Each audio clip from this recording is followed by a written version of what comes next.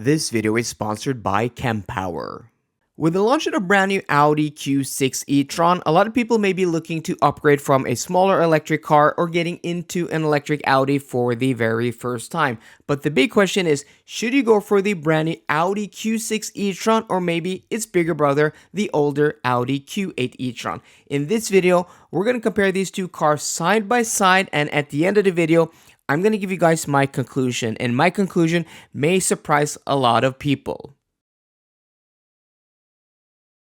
Even though I owned an Audi Q8 e-tron back in 2020 when it was just called the Audi e-tron, I've never actually been a fan of the exterior styling of the Audi Q8 e-tron. Sure, it's not ugly, and in certain specs, it actually can look really nice. I just think considering Audi's track record of good-looking cars and SUVs, it was just meh.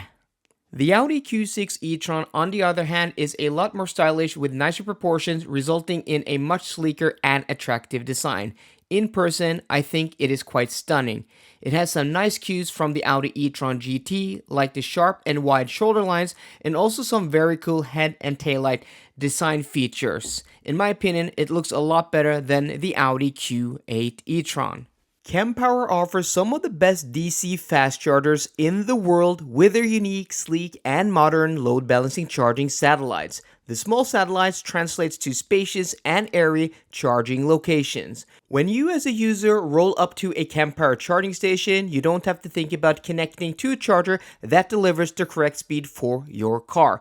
The Kempower load balancing chargers automatically will allocate the correct power to your car, maximizing the charging speed for the whole site. When connected, Kempower chargers have a QR code you can scan, and this way you can easily monitor your charging session remotely regardless of payment method.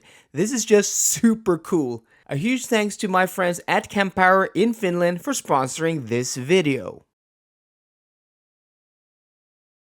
When we look at the exterior dimensions, we can see that the Q8 e-tron is about 15 centimeters or 6 inches longer than the Q6 e-tron. But the Q6 e-tron is actually 6 centimeters taller, and in every other metric, these two cars are very similar on paper. When it comes to the width, when it comes to the wheelbase, when it comes to the front and trunk capacity. But when we look at these two cars in profile, we can actually see that the Q6 e-tron has a longer hood to passenger compartment ratio.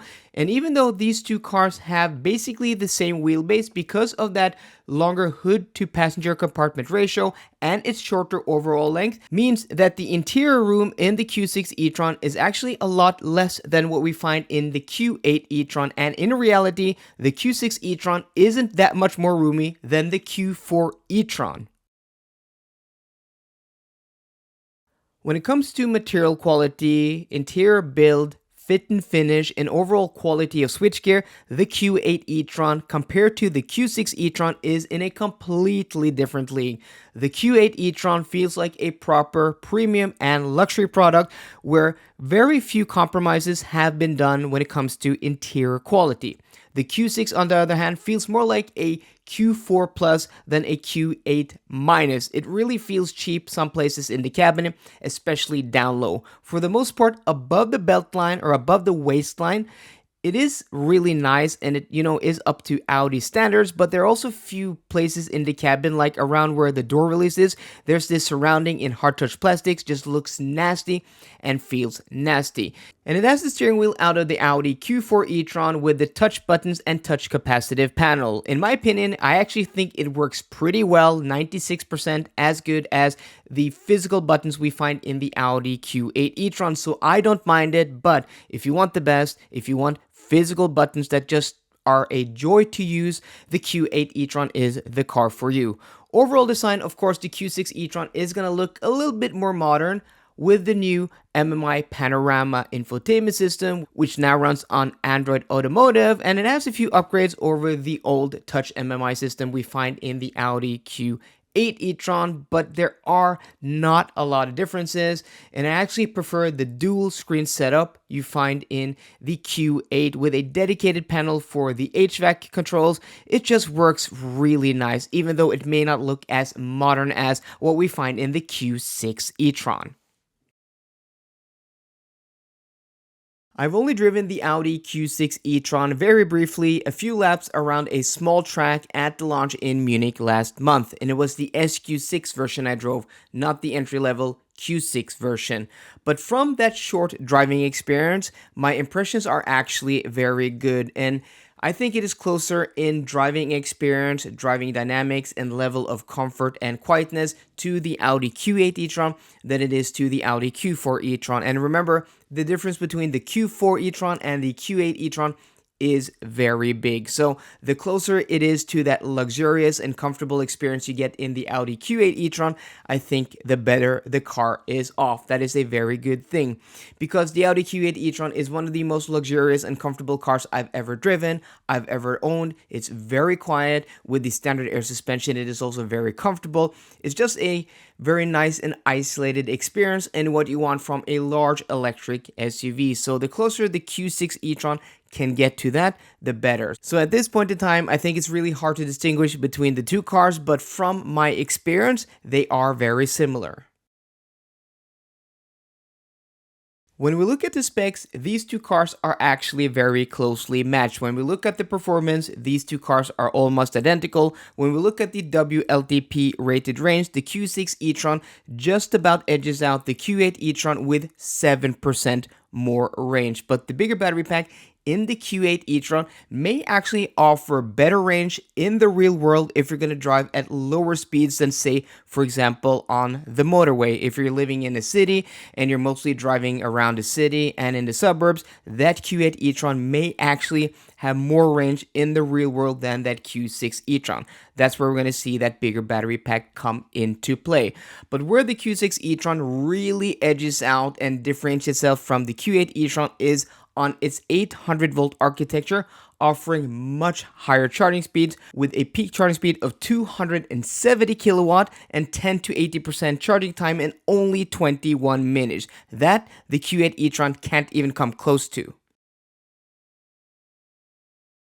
The Q6 e-tron is the newer electric car here by quite a few years. In fact, the Q8 e-tron is probably very close to the end of its life cycle, and I'm guessing we're going to see a replacement launch within the next 2 years. The Q6 e-tron on a brand new electric car platform is going to be more efficient, offer more range, have much faster charging, and being underpinned by an Android Automotive infotainment system where now all the car's computers can talk to each other. It's going to be able to take OTA updates for quite a few years into the future. So Audi is going to be able to update this car and make it better a lot easier. But with that being said, the Q8 e-tron is bigger on the inside. It is much more luxurious when it comes to the interior, and it's probably going to be a little bit more quiet and comfortable to drive. It offers almost the same range and offers pretty decent charging speed. So if you take the range and the charging out of the equation and you don't care too much about that, I think the Q8 e-tron is still a very competitive car in this segment. And also when you consider if you spec these two cars side by side with the same equipment, the Q8 e-tron 55 S-Line Advanced Plus with even more equipment than what you get in the Q6 e-tron is going to be about 80,000 kroners cheaper here in Norway on the configurator. That's about 6,000 euros cheaper for that Q8 e-tron. And that is before you even ask for a discount. The Q6 e-tron being a new car, you're not going to get that much off that sticker price, but the Q8 e-tron being an older car, I'm betting you're going to get a lot more off that sticker price. So in reality, the price difference is going to be even bigger. And to be honest, if you don't care too much about getting the absolutely most range, because the difference is only about 7%, and you don't need a car that charges, close to 20 minutes, 30 minutes is fine from 10 to 80%, I think that Q8 e-tron is a really good car. And if I was looking to get a new electric car and I didn't want or need the latest, and I wanted something big, luxurious, spacious, and nice to drive, I think I would save that 100 to 120,000 kroners in the real world and go for the Q8 e-tron. So guys, let me know what you think down below. Let me know which car you would choose. So I hope you enjoyed today's video. If you did, please drop me a thumbs up down below. And for more car content, as always, please subscribe. See you guys later and goodbye.